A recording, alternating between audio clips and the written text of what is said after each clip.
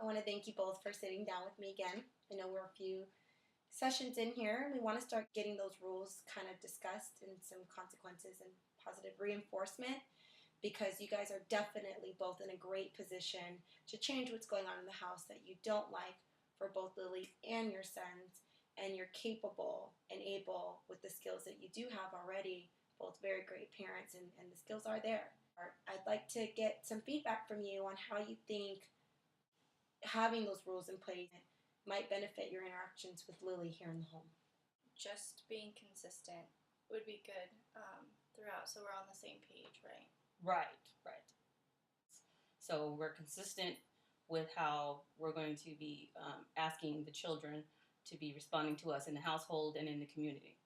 Great. Okay. That's something that we've struggled with in the past. This is great feedback from both of you on how we can start as the process of getting on the right foot, and both of you guys are confident in the rules that you guys have come up with. Before we kind of go over some of the rules, I just want to remind you guys that our next session will include Lily, your boys, and the new rules will be discussed. But I'm going to kind of take a back seat.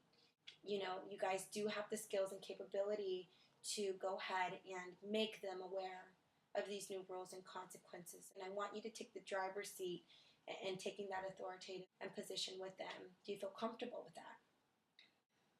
I think we can do this. Okay. Together. So I want to kind of move on and discuss some of the rules and consequences you guys have come up with, so I can hear a little bit about how your homework went. Okay.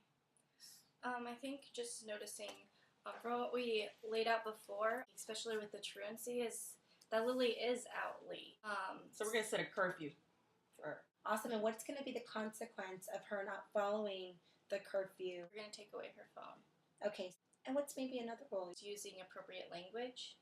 Okay. So being respectful with the language used in the home. And what will be the consequence? If they're not meeting the rules, the standards that we're setting on a weekly basis, then they'll either get some or no allowance.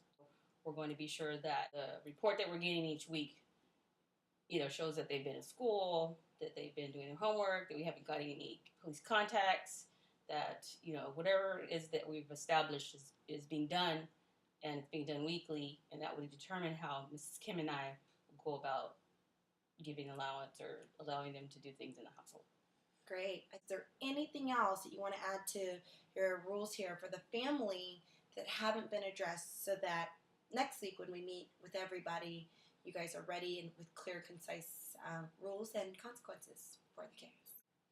I think something that really struck me that's on here is Lily's statement about feeling invisible.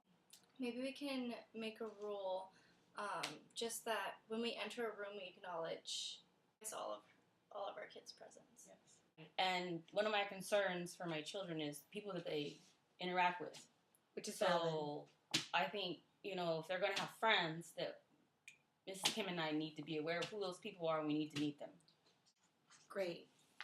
Well, I really appreciate you guys kind of laying the groundwork here for our next session. I think this is going to really help us all have a more fluid conversation about what these new rules are